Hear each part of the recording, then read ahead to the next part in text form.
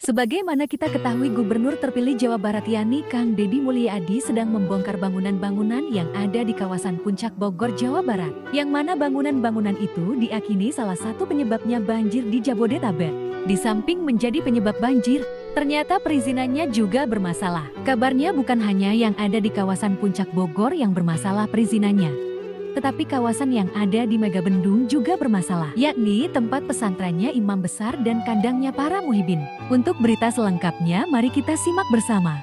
Tanah antara PT PN 8 dan Pondok Pesantren Alam Agrokultur Markas Syariah di Megamendung Kabupaten Bogor, Jawa Barat terus bergulir. Pihak Rizik Syihab menegaskan tidak akan menyerahkan lahan tersebut sebelum ada putusan pengadilan.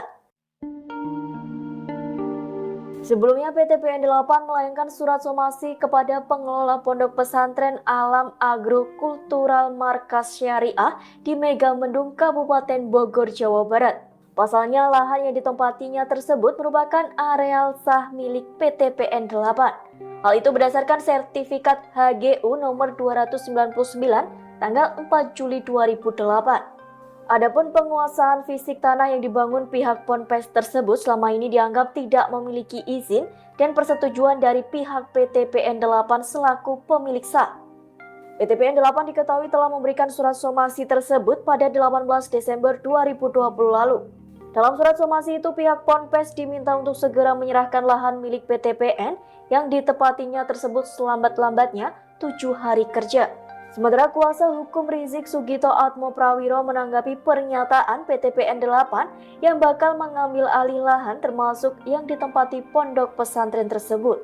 Ia mengungkapkan pihaknya masih menunggu proses hukum terkait laporan yang dilayangkan PT PN 8 ke Barreskrim Polri. Diketahui PT PN 8 melaporkan total 250 orang termasuk Rizik ke Barreskrim dengan dugaan penggunaan lahan tanpa izin. Dikutip dari Kompas.com, dalam kasus tersebut, PT PN 8 mengklaim bahwa lahan yang menjadi lokasi pesantren merupakan areal sah milik perusahaan. Sementara itu, Sugito menuturkan pihaknya membeli lahan melalui penggarap atau pengelola. Menurutnya, persoalan sengketa lahan memang harus diselesaikan lewat proses hukum. Akan tetapi, ia juga berharap agar persoalan tersebut dapat diselesaikan tanpa melalui proses hukum. Sebab Sugito mengklaim HGU milik PT PN 8 atas lahan yang disengketakan telah dibatalkan dan putusannya sudah inkrah di tingkat kasasi. Di samping itu, Sugito berharap sengketa ini selesai tanpa proses hukum dikarenakan Kementerian Koordinator Bidang Politik Hukum dan Keamanan melalui salah satu deputinya telah bersedia menjadi mediator.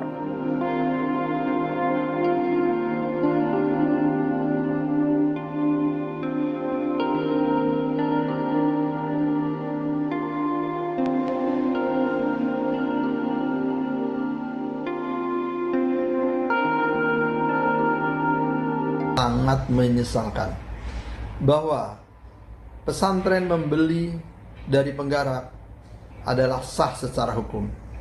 Semuanya terdokumentasi dengan baik, berapa harganya dan ada tanda terimanya, dan terhadap penjualan itu kami juga sudah warmaking ke notaris. Jadi semuanya sudah diketahui mengenai masalah keabsahan pembelian tersebut. Tapi karena ini sudah dilaporkan, tentunya kami harus menghadapi proses hukum yang dijalani ini.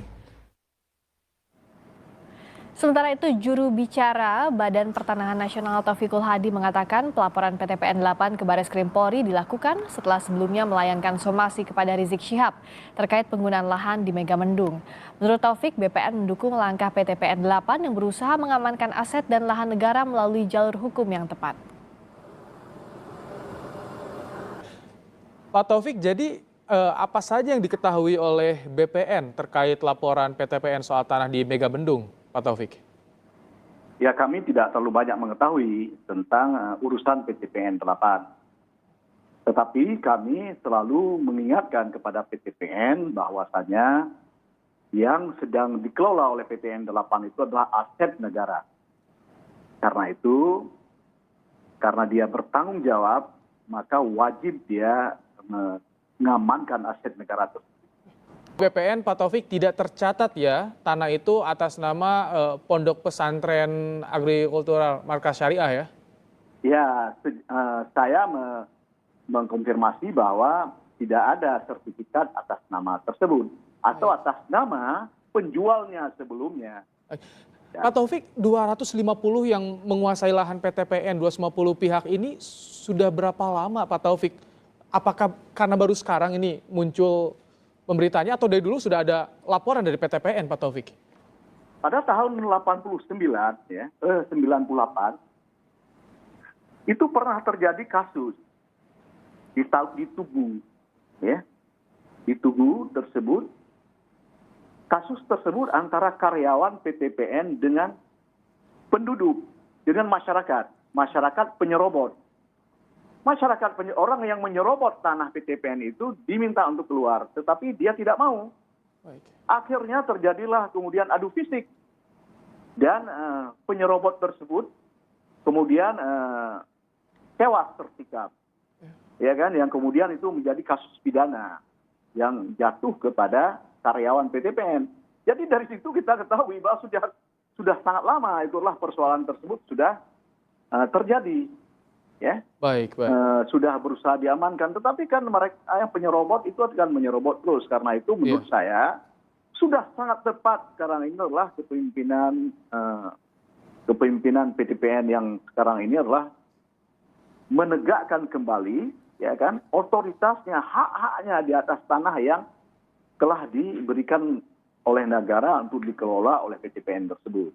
Baik. Jadi menurut saya, ya langkah tersebut pasti akan didukung oleh negara. Sudah tepat didukung oleh BPN, laporan sudah masuk. Kita akan tunggu nanti bagaimana prosesnya di Barreskrim Mabes Polri. Terima kasih Pak Taufik telah memberikan informasinya soal sengketa tanah yang terjadi di Megabendung Bogor, Jawa Barat. Taufikul Hadi, juru bicara Badan Pertanahan Nasional. Terima kasih. Itulah info terbaru tentang lahan atau bangunan di Bogor, Jawa Barat yang bermasalah perizinannya termasuk Megabendung tempatnya imam besar. Akankah bangunan-bangunan itu diratakan seperti yang ada di puncak? Dan apakah pemerintah berani melakukannya? Kita tunggu kabar selanjutnya. Terima kasih.